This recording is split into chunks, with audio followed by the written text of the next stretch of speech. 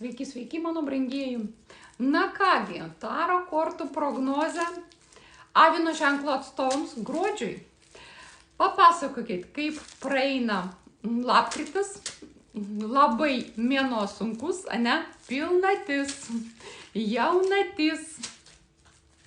Mūsų visos retrogradinės planetos, kurios ten susirekiavo ir pakliuvo ir Skorpioną, ir praeina Plutoną, nu žodžiu, ko tik tai ten nevyksta dangaus skliaute.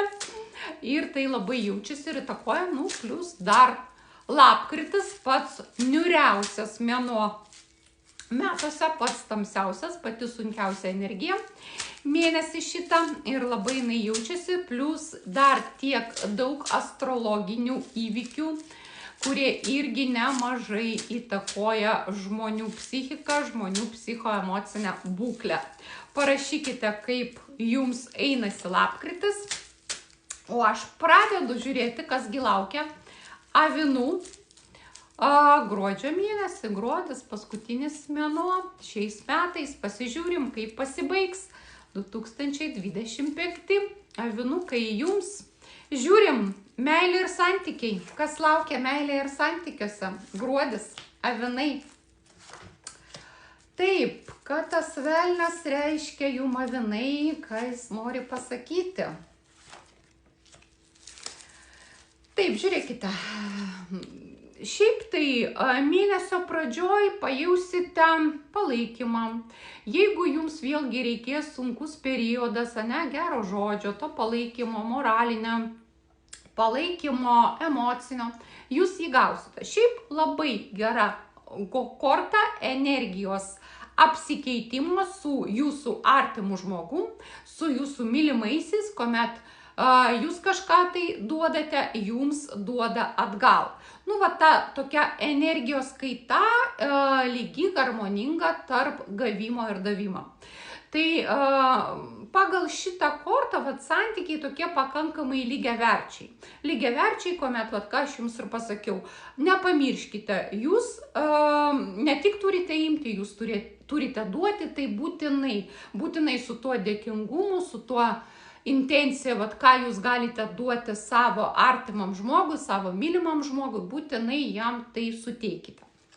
Bet čia šaukštą degutą į bačką medaus įneša korta velnias. Klausiu kortų iš karto, apie ką jums tas velnias gali būti, mano brangus avinai. Ir eina korta 6 taurės, tai yra korta praeities, žmonių iš praeities.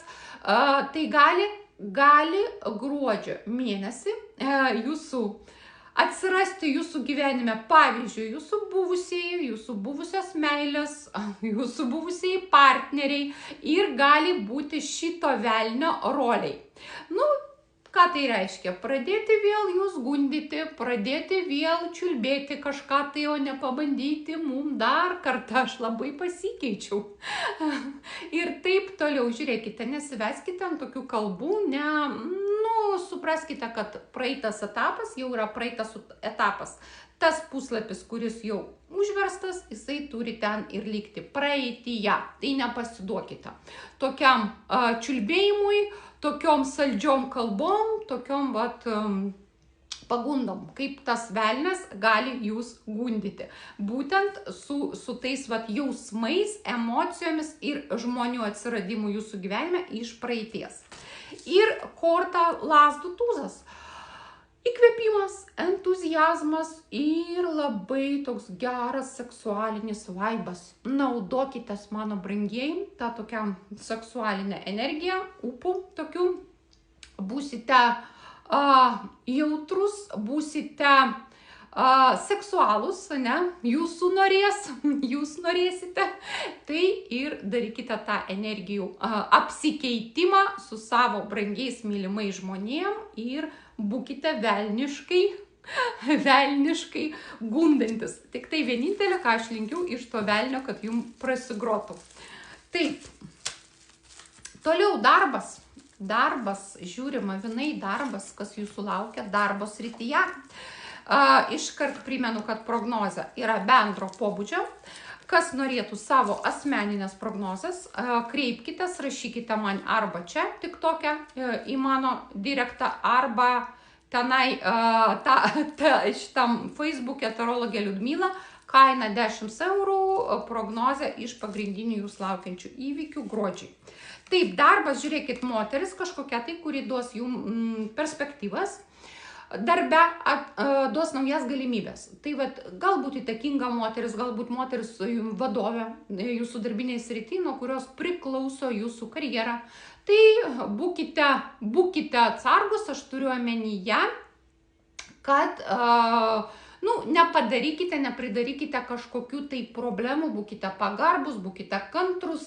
Valdžia yra valdžia, visada gali, taip sakant, kažką tai galbūt pasakyti ne taip, ką jūs norite įžeisti, bet vis tiek nuo tos valdžios, nuo tos vadovės priklausys jūsų ateitis. Ir geriausia visada suvaldyti savo emocijas, nors ir gruodžio mėnesį irgi dar išlieka tas pavojus būti perdėtai emocionaliems ir nevaldyti savo emocijų, nekontroliuoti. Bet šiaip tai mėnuo jums savinai labai yra palankus darbo srity, jūs galite gauti naujus pasiūlymus. Jūs galite gauti pasiūlymą kilti karjeros laiptais, pasiūlymą naujų pareigų, pasiūlymą kažkokių naujų veiklų, naujų projektų, papildomų darbų. Ieškantis darbo, avinukai, kurie, pavyzdžiui, jau neturi darbo, bedarbiai ir ieškotės naujo darbo, turėtumėte jį gauti gruodį. Taip, ir paskutinė sritis, kokia bus jūsų sveikata, pasižiūrim, ar busite sveiki. Sveikata. Darboholistės korta iškart iškrenta, žiūrėkit, vienintelė bus jums problemėlė, pavojus nelaimingo atsitikimo. Tai būkite atsargus, nes, koks nelaimingas atsitikimas, galbūt pakliuvimas į kažkokią nedidelę avariją. Galbūt einate ir kažkaip paslystate, nukrentate ir susižeidžiate. Nelaimingas atsitikimas. Mano brangios moteris, tos, kurios tikisi pastoti, ateina gera žinia, gruodį galite šitą žinią gauti, nes tai yra pastojimo korta. Tai va, to aš jums ir linkiu iš visos širdies, kas nori sulaukti tokių džiuginančių žinių apie pastojimą, tebūnie taip. Sėkmingo mėnesio, mano brangiai.